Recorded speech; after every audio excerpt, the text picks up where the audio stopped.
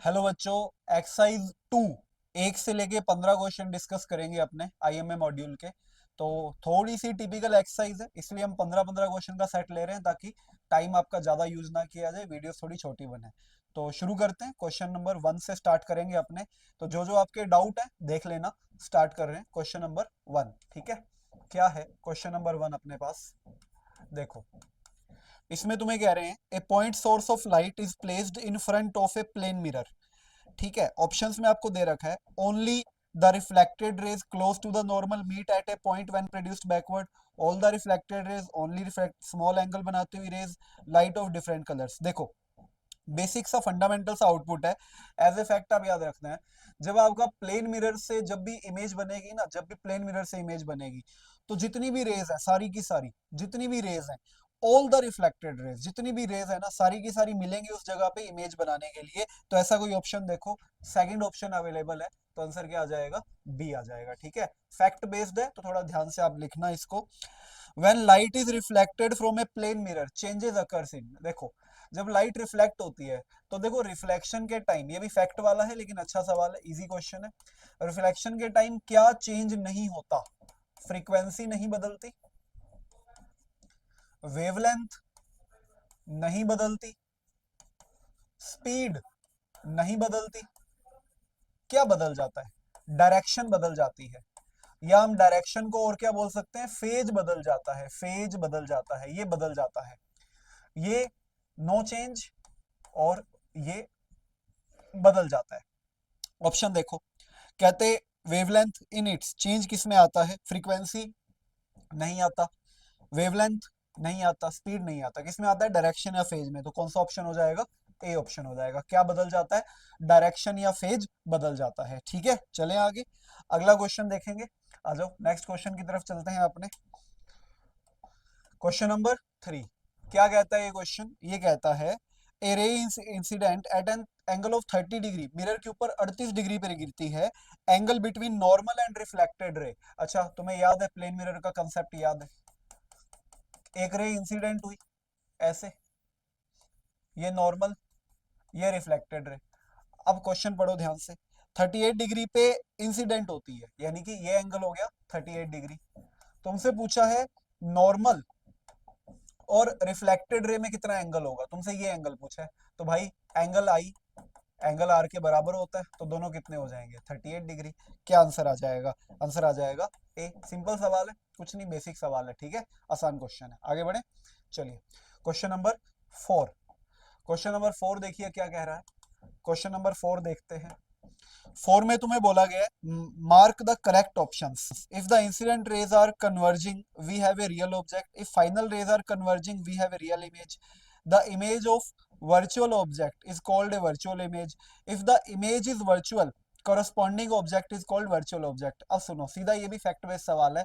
if the incident rays are converging we have a real object, if the final rays are converging we have a real image। अब मेरी बात सुनो, जो particular image बनती है, real image, real image, ठीक है।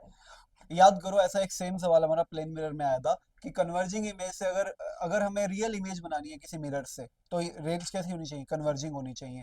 तो इसका मतलब फाइनल रेज अगर कन्वर्जिंग है तो अपने को क्या मिलने वाली है? Real image. सेम क्वेश्चन हम डीपीपी 1 में डिस्कस कर चुके हैं, वही है फैक्ट बेस्ड। तो इसका आंसर भी क्या आ जाएगा? बी आ जाएगा। If the final rays are converging तो आपको कौन सा इमेज, कौन सा मिलेगा? रियल मिलेगा। ठीक है, आगे चलते हैं।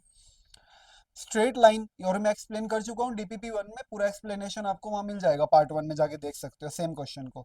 Straight line joining the object point and image point is always perpendicular to the mirror. तो मिरर कौन सा होगा? देखो, ये जो बात होती है ना, जैसे मैं प्लेन मिरर का एग्जांपल लेके तुम्हें समझाता हूँ। क्वेश्चन क्या है, मान लो ये ऑब्जेक्ट है और ये मान लो इमेज है, तो इनको जो मिलाने वाली लाइन है, इनको जो मिलाने वाली लाइन है वो सीधी लाइन होगी। क्या वो मिरर के परपेंडिकुलर है? हाँ, वो मिरर के परपेंडिकुलर है। इनको मिलाने वाली जो लाइन है मिरर के परपेंडिकुलर है। कह रहे हैं कि ये सिर्फ प्लेन मिरर में होता है या सिर्फ कॉनकेव में होता है, सिर्फ कॉन्वेक्स में नहीं, ये ना हर मिरर में होता है। हर मिरर में ऑब्जेक्ट और इमेज को मिलाने वाली लाइन कभी ना कभी मिरर के क्या होती है? परपेंडिकुलर होती है। तो इसका मतलब ओनली प्लेन मिरर गलत, ओनली कनकेव मिरर गलत, ओनली कन्वेक्स मिरर गलत, किसमें होता है? नन ऑफ दीज, यानी कि सब में होता है। इसलिए आंसर क्या है, नन ऑफ दीज। चाहे आपका कॉनकेव मिरर है चाहे कॉन्वेक्स मिरर है, ये प्रॉपर्टी सभी के अंदर होती है। ठीक है, आगे बढ़ते हैं, अगला क्वेश्चन देखेंगे। Question number 6। Two plane mirrors are inclined to each other at an angle of 60 degree. If a ray of light incident on the first mirror is parallel to second mirror, it is reflected from second mirror. Diagram बना ले, कैसा कह रहे हैं ये। एक ऐसे है, पर्टिकुलर मिरर्स हैं दो आपके,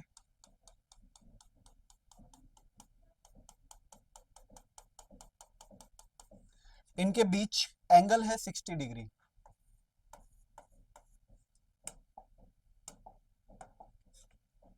ठीक है, आगे देखिए, ray of light incident on first mirror is parallel to second mirror. मतलब इस पे ऐसे गिरा हो कि इसके पैरेलल हो, तो मैंने ऐसे गिरा दिया, ये नॉर्मल बनाया, ये टकराया, ऐसे टकरा के ऐसे चली गई। ऐसे बोला है कि पहले पे ऐसे गिराओ कि दूसरे के पैरेलल निकले। ठीक है, पहले पे ऐसे गिराओ कि कुछ ऐसा हो जाए। तो देखो ध्यान से, it is reflected from second mirror, angle check करते हैं। ये 60, पैरेलल होने की वजह से ये भी 60, ये 30, ये भी 30, और 90 माइनस थीटा 60। ठीक है, ऑलमोस्ट ये रे अगर अपने सही बनाए, थोड़ा ध्यान से, थोड़ा मैं इसको रे को सेट करूं अगर, देखो एक बार रे देखो, वापस देखो इसको, रे देखना इसकी, मिरर ऐसे दो अपने, ठीक है, ऐसे इसके ऊपर रे गिराई हमने, इसके पैरेलल आनी चाहिए, पैरेलल आई तो कुछ ऐसे टकराएगी, और ये नॉर्मल बना दिया और ऐसे जा रही है। ठीक है, मतलब ये फर्स्ट मिरर मान ले, हमें बोले किसके पैरेलल डालनी है, first mirror is parallel to second mirror, तो ये सेकंड मिरर है, तो ये इंसिडेंट रे इसके पैरेलल डाली मैंने। ठीक, कितने एंगल पे, मिरर के बीच का एंगल 60 डिग्री है। तो पूछ रहे हैं कि इसके बारे में क्या विचार है, ये इस मिरर के साथ कैसे काम करेगी। चलो देखते हैं, ये 60 तो पैरेलल होने की वजह से ये भी 60। अच्छा, अब ये 60 तो ये कितना हो गया, 30 हो गया, तो ये भी 30 हो गया, आई इक्वल टू आर, तो ये 60 हो गया। अगर ये 60 हो गया बच्चों, तो ट्राइंगल पूरा करोगे तो ये 60 हो जाएगा, तो ये कितना हो जाएगा, 30 हो जाएगा, और ये कितना हो जाएगा, 30 हो जाएगा। 60 30 30, तो ये कितना बचा, 60। मतलब जो ये रे है कितना एंगल बना रही है मिरर के साथ, 60 डिग्री बना रही है, और यहाँ भी जो रे है कितना एंगल बना रही है, 60 डिग्री बना रही है, और यहाँ भी जो रे है वो कितना बना रही है, 60 डिग्री बना रही है। इसका मतलब ये मिरर और ये वाली रे, बिकॉज ये 60 60 बना रहे हैं, इसका मतलब आपस में क्या है, पैरेलल है। तो हम क्या बोलेंगे कि जो रिफ्लेक्टेड रे निकली है यहाँ से, रिफ्लेक्टेड रे जो निकली है फाइनली, वो फर्स्ट मिरर के पैरेलल निकली है, क्योंकि इसने भी 60 का एंगल बनाया और ये एंगल भी 60 है। तो ऐसा ऑप्शन, कौन सा ऑप्शन आ रहा है अपना, parallel to the first mirror, option B आपका आंसर आ जाएगा।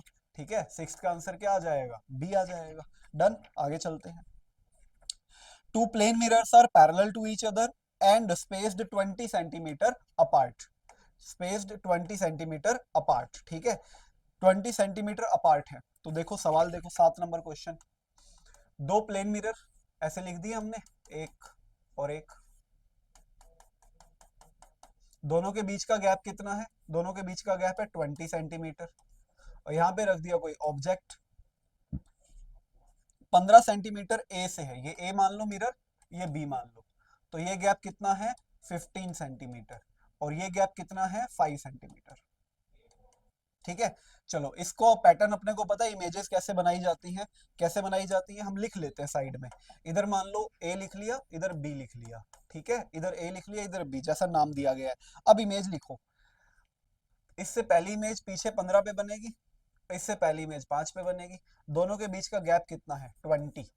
तो 15 20 35, ये ट्रिक आती है ना अपने को, 5 और 20 25, यहाँ पे फिर 20 ऐड करो 45, और यहाँ पे फिर ऐड करो 55, फिर आप 20 ऐड कर दो, क्या मिलेगा, 75, फिर आप कर दो 65। ठीक है, अब देख लेते हैं, हमें कह रहे हैं इनमें से कौन सा ए से नहीं मिलेगा, कौन सा ए से नहीं मिलेगा। ऑप्शन ए 15, 15 तो मिल रहा है, ऑप्शन बी 25, 25 मिल रहा है, ऑप्शन सी 45, देखो 45 मिसिंग है, 55 मिल रहा है, और 65 अब मिल रहा है। ठीक है, 45 मिसिंग है, 45 नहीं आया, 45 बी के पास आया है, तो क्या आंसर हो जाएगा, सी, 45 नहीं मिलेगा। क्या नहीं मिलेगा, 45 नहीं मिलेगा। डन, आगे चलते हैं। क्वेश्चन नंबर 8, 8 अच्छा क्वेश्चन है, इसके लिए मैं डायग्राम लाया हूं तुम्हें समझाने के लिए, ऐसे समझ आ जाएगा अच्छा सा। क्वेश्चन क्या है, person eye is at height of 1.5 metre, एक इंसान है 1.5 मीटर इसकी आंखें यहाँ पे हैं। आगे देखिए, he stands in front of a 0.3 metre long mirror, एक मिरर आप देख रहे हो जो कि 0.3 मीटर लंबा है और जो कि जमीन से, ग्राउंड से 0.8 मीटर हाइट पे है, तो ग्राउंड से 0.8 मीटर हाइट पे है।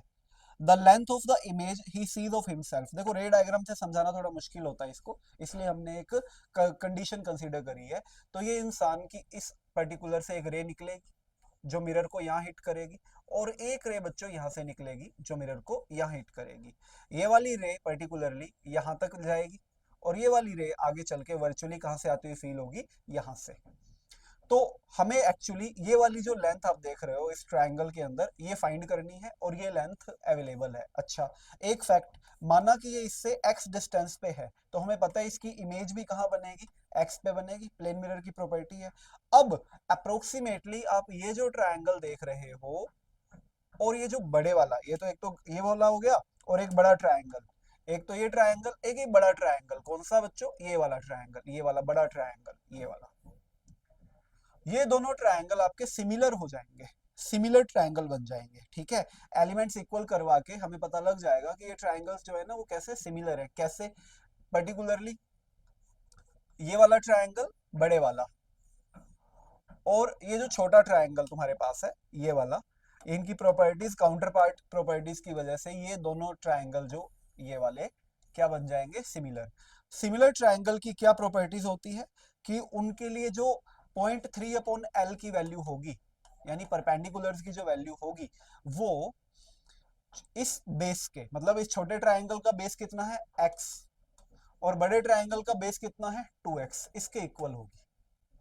तो कौन कौन से ट्रायंगल की बात कर रहा हूं, मैं बात कर रहा हूं triangle ABC and triangle CDE, ये इन ट्रायंगल्स की बात कर रहा हूं, ये सिमिलर हो जाएंगे दोनों। तो उस हिसाब से जो AB है, AB अपॉन DE, वो किसके इक्वल हो जाएगा, वो AC, ये जो गैप आप देख रहे हो पर्टिकुलर ये वाला, ये ऑलमोस्ट सीधा है, ऑलमोस्ट सीधा, पैरेक्सियल रेज होती है ना, इसलिए गैप ऑलमोस्ट सीधा है। अगर इसकी आप ज्योमेट्री समझना चाहो तो ये कुछ ऐसी ज्योमेट्री बन रही है, एक ऐसे, ठीक है, और दूसरा ऐसे, ऑलमोस्ट ऐसे, ऐसे ज्योमेट्री बन रही है, ठीक है, ऐसे। अब समझ आ गया, बेसिकली ये वाला ट्रायंगल छोटे वाला और बड़े वाला मैंने सिमिलर प्रूव किया है। तो AC मतलब एक गैप इतना हो गया, कहाँ कहाँ से, यहाँ से यहाँ तक, और दूसरा गैप कितना हो गया, यहाँ से यहाँ तक हो गया, ये वाला जो गैप कितना है CE। तो बस वैल्यू रखी है, AB की वैल्यू 0.3, DE की वैल्यू L, इसकी वैल्यू x, इसकी 2x, तो x से x कैंसिल, तो क्रॉस मल्टीप्लाई कर दो, L कितना आ जाएगा 0.6 मीटर। ठीक है, थोड़ा अच्छा क्वेश्चन था इसलिए मैंने आपको विजुअलाइजेशन करवाया है यहाँ पे कैसे ये क्वेश्चन होगा। ठीक है, समझ आया, नहीं आया तो आराम से आप एक बार रिवाइंड करके फिर से देख लो, आपका क्वेश्चन नंबर 8। ठीक है, आराम से आप देख लो इसको। तो आंसर क्या आ जाएगा 0.6 यानी डी आ जाएगा। चलिए भाई आगे बढ़ते हैं, क्वेश्चन नंबर 9। 9 नंबर क्वेश्चन क्या कहता है, देखो, an object is initially at a distance of 100 centimetre from plane mirror, तो प्लेन मिरर बना ले, ऑब्जेक्ट यहां से कहां पे है 100 सेंटीमीटर पे है। आगे बढ़ते हैं, कह रहे हैं कि मिरर जो है ऑब्जेक्ट की तरफ आ रहा है, mirror is approaching the object 5 centimetre पर सेकेंड से। तो 6 सेकंड के बाद ऑब्जेक्ट और इमेज की डिस्टेंस क्या होगी, पहले ये बताओ 6 सेकंड में मिरर कहां आ चुका होगा, तो distance of mirror equal to speed of mirror into time. तो स्पीड है मिरर की 5 और टाइम है 6, तो देखो बच्चों 30 सेंटीमीटर मिरर आ चुका होगा, कितनी देर के बाद, 6 सेकंड के बाद। तो आपका जो मिरर है बेसिकली वो कहां पहुंच जाएगा, यहां पहुंच जाएगा, 30 सेंटीमीटर उसने कवर अप कर लिया है। तो अब जो ऑब्जेक्ट है मिरर से कितने गैप पे है, 70 सेंटीमीटर के गैप पे है ऑब्जेक्ट। तो हमें पता है इसकी इमेज कहां बनेगी, 70 सेंटीमीटर पीछे बनेगी, 6 सेकंड बाद। 30 सेंटीमीटर आगे आ गया, ये अपना न्यू मिरर है, अपने को सवाल अब इसके अकॉर्डिंग देखना है, ओल्ड के अकॉर्डिंग नहीं देखना, न्यू के अकॉर्डिंग देखना है। तो 70 सेंटीमीटर, तो इमेज 70 पीछे। तो अब आप देखो ऑब्जेक्ट और इमेज के बीच गैप कितना देख पा रहे हो, 70 प्लस 70 कितना गैप देख पा रहे हो, 140 सेंटीमीटर। क्या गैप आ गया, 140, तो आंसर क्या आ जाएगा बी। ठीक है, एक्सप्लेन किया मैंने क्वेश्चन आपको। आराम से समझो, धीरे धीरे रिवाइंड करके देख लो, डायग्राम के साथ आपको एक्सप्लेन कर दिया मैंने। डन। आगे बढ़े, अगला क्वेश्चन। थोड़े अच्छे क्वेश्चन है, मैंने पहले ही बोला था, यहाँ पे थोड़ा आपको ध्यान देना पड़ेगा। अगले क्वेश्चन में देखिए क्या कह रहे हैं आपको।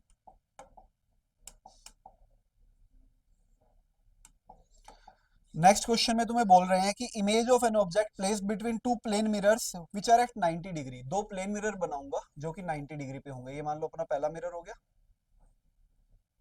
और ये मान लो दूसरा मिरर हो गया। ठीक है, पॉलिशिंग कर देते हैं, मिरर पूरा बना देते हैं। ये मिरर, यहाँ पे एक ऑब्जेक्ट रख दिया, माना यहाँ से डी गैप पे है, तो यहां से भी मान लिया डी गैप पे। अब कहते हैं इसकी इमेजेस किस ज्योमेट्री के ऊपर आएंगी। तो एक काम करो, इसकी इमेजेस बनाना शुरू करो। इसकी इमेज कहाँ बनेगी, इधर पीछे डी पे। इसकी इमेज इधर के अकॉर्डिंग बनाओगे ना, तो बिल्कुल पीछे यहाँ पे बनेगी, इस जगह पे बनेगी। और इसके अकॉर्डिंग बनाओगे तो यहाँ बनेगी। अब अगर आप ध्यान से देखो, ऐसे इसकी इमेजेस बनती जाएंगी। जब इन सब पॉइंट्स को मिलाओगे, तो ये सारे पॉइंट्स एक सर्कल के ऊपर आएंगे। किसके ऊपर आएंगे, एक सर्कल के ऊपर सारे पॉइंट्स।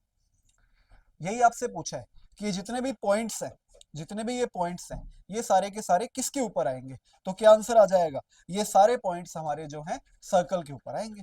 तो क्या आंसर आ गया, सर्कल, सी। पॉइंट्स को मिलाया, सिंपल ज्योमेट्री बेस्ड क्वेश्चन है, लॉजिकल सवाल है, मैथमेटिक्स नहीं है, थोड़ा सा लॉजिक लगाया हमने। ठीक है, चलिए क्वेश्चन नंबर 11, फैक्ट बेस्ड है। Images of clouds and trees in water are always less bright than in reality, because water is forming dirty image, because there is an optical illusion, because only a portion of is reflected, quite large portion goes mid water। तो simple fact based सवाल है। कुछ part का reflection हो जाता है, कुछ का रिफ्रैक्शन हो जाता है। तो 11th का क्या आ जाएगा, सी आ जाएगा। ये आपको भी पता है, पानी में जब खुद को देखते हो तो आपको अपनी शक्ल भी दिखाई देती है, पानी के अंदर का हिस्सा भी दिखाई देता है। मतलब कुछ पार्ट का रिफ्लेक्शन हुआ और कुछ पार्ट का क्या हो गया, रिफ्रैक्शन। तो 11th का सीधा सीधा सी आ जाएगा। आगे बढ़े, क्वेश्चन नंबर 12। आपको एक कॉन्केव मिरर बताया गया है 12th नंबर में, जिसका फोकल लेंथ है -12 मानेंगे, कॉन्केव मिरर है। और जिसका you, distance mirror you 20 centimetre मानेंगे।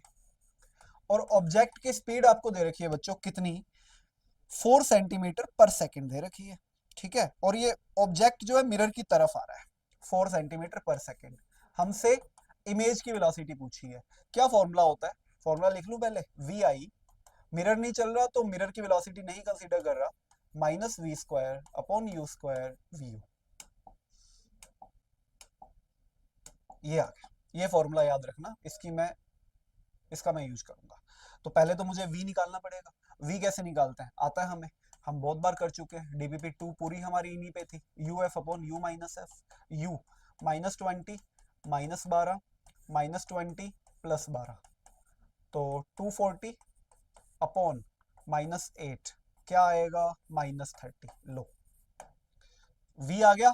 अब वैल्यू रख दो, तो vi देखो, -v², 30 × 30 900, u², 20 × 20 400। ऑब्जेक्ट की वेलोसिटी, ऑब्जेक्ट मिरर की तरफ जा रहा है इसलिए मैं लूंगा प्लस, यहाँ आएगा 4, 0 0, 4 से 4 कैंसिल। तो vi कितना आ गया बच्चों, -9 सेंटीमीटर पर सेकेंड। और रियल इमेज है, मिरर के आगे बनेगी, माइनस का मतलब दूर जाएगी। अगर ये वर्चुअल इमेज होती तो माइनस का मतलब पास आएगी, रियल इमेज है तो माइनस का मतलब दूर जाएगी। तो away from the mirror, 9 centimetre पर सेकेंड अवे। कौन सा ऑप्शन है, सी ऑप्शन है। अगेन कह रहा हूं, अगर ये वर्चुअल इमेज होती तो आंसर टूवर्ड्स होता, और रियल इमेज है इसलिए आंसर क्या होगा, माइनस होगा। ठीक है, आगे बढ़े, चलिए क्वेश्चन नंबर 13। 13 नंबर देखेंगे क्या कहता है। 13 number, particle is moving towards a fixed spherical mirror.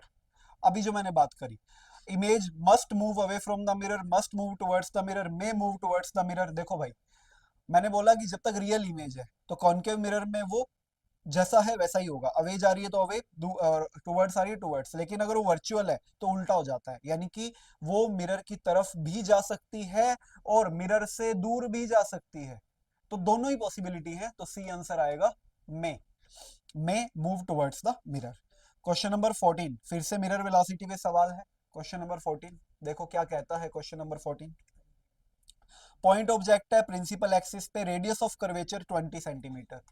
तो पहले मैं एक काम कर लूं, फोकल लेंथ निकाल लूं, r/2, 20/2, 10 सेंटीमीटर। कैसा मिरर है, कैसा मिरर है, कॉनकेव मिरर है, तो फोकल लेंथ क्या होगा, -10। ऑब्जेक्ट डिस्टेंस u कितना है, -15। कुछ भी करने के लिए पहले मुझे v निकालना पड़ेगा, तो पहले v निकाल लेते हैं। uf upon u minus F. u की वैल्यू देख लो, u की वैल्यू -15, f की वैल्यू -10। -15 -10 -15 +10, 150 -5 -30। ठीक है। अब क्या पूछा है, परपेंडिकुलर जा रहा है। जब वो परपेंडिकुलर जाता है, क्या फॉर्मूला होता है, फॉर्मूला होता है v image minus v/u v object. जब पैरेलल जाता है तो v स्क्वायर होता है, परपेंडिकुलर जाता है तो v स्क्वायर नहीं होता है। तो लगा दो फॉर्मूला, अब तो खत्म है खेल। vi माइनस छोटे v की वैल्यू -30, u की वैल्यू हमें क्वेश्चन में कितनी दे रखी है बच्चों, 15, -15 दे रखी है। और v ऑब्जेक्ट है, ऊपर जा रहा है तो 2 कैंसिल, तो vi कितना आ जाएगा, -4 mm/सेकेंड। इसका मतलब इमेज की जो स्पीड है वो 4 mm/सेकेंड आ जाएगी। क्लियर, आंसर बी आ जाएगा इसका। डन। क्या फॉर्मूला लगाया, -v/u। क्लियर। अच्छा ध्यान रखना, अगर पैरेलल जाएगा तो क्या होगा, -v²/u² होगा, और परपेंडिकुलर जाएगा तो क्या होगा, इतना। डन। चलिए समझ गए, आ जाओ। आज का लास्ट क्वेश्चन अपना, आज के डिस्कशन का लास्ट सवाल देखो। Point object at 15 centimetre from concave mirror of radius of curvature 20 centimetre. अच्छा डाटा तो ऊपर वाले सवाल का ही है सारा का सारा, तो वही हो जाएगा। एफ आपको वही मिल जाएगा, कॉनकेव है तो -10 मिल जाएगा, यू -15। डाटा ऊपर वाले सवाल का ही है, तो मैं वी निकाल के रख लेता हूँ। जैसे पिछले क्वेश्चन में निकाला वी, तो कितना निकाला था, -30। तो उस पर टाइम नहीं बर्बाद करेंगे, पिछले का ही डाटा यूज कर लेंगे। अच्छा आगे कह रहे हैं अलोंग विद एम्पलीट्यूड 2 mm। ये एम्पलीट्यूड जो है ना, ये लेंथ ऑफ ऑब्जेक्ट है, कंफ्यूज मत होना। एम्पलीट्यूड लेंथ ऑफ ऑब्जेक्ट है, और तुमसे लेंथ ऑफ इमेज पूछी गई है। अब समझ गए होगे क्या बोल रहा है। एम्पलीट्यूड जो है लेंथ ऑफ ऑब्जेक्ट है, तो लेंथ ऑफ इमेज का फॉर्मूला क्या होता है मिरर के अंदर, -v²/u² into length of object. Simple, पढ़ा हुआ है हम लोगों ने। li -v²/u² into lo। hi होता तो -v/u ho, और li है तो -v²/u²। li क्या करूं, वैल्यू रख दो, v -30 -30 -15 -15, और LO कितना है बच्चों, 2, माइनस माइनस माइनस माइनस 15 2 15 2, तो LI कितना आ गया, -8। यानी कि एम्पलीट्यूड कितना आ गया, 8 mm आ जाएगा। तो ऐसा ऑप्शन देखो जिसके अंदर 8 mm आपको एम्पलीट्यूड दे रखा है, कौन सा दे रखा है, सी। डन। तो ये अपना एक्सरसाइज 2 के पहले 15 क्वेश्चन हमने डिस्कस कर दिए हैं। मेरी बात ध्यान से सुन लो, कुछ क्वेश्चन इसमें काफी अच्छे हैं, खास करके ये वाला सवाल जो आपके लिए अलग से एक डायग्राम लेके आया, इसको ध्यान से समझ लेना। ठीक है, बाकी आपके कुछ फैक्ट बेस्ड सवाल हैं, तो थोड़ी टाइम कंज्यूमिंग एक्सरसाइज है, लेकिन कंसेप्ट आपके क्लियर करेगी। क्लियर। तो मिलते हैं आपसे अगली वीडियो में। अगले में अपन 16 से 30 डिस्कस करेंगे एक्सरसाइज 2 के। बहुत जल्दी आपके लिए वीडियो लेके आऊंगा, तो आप चैनल से जुड़े रहो, लाइक करो, शेयर करो, सब्सक्राइब करो और पढ़ाई करते रहो।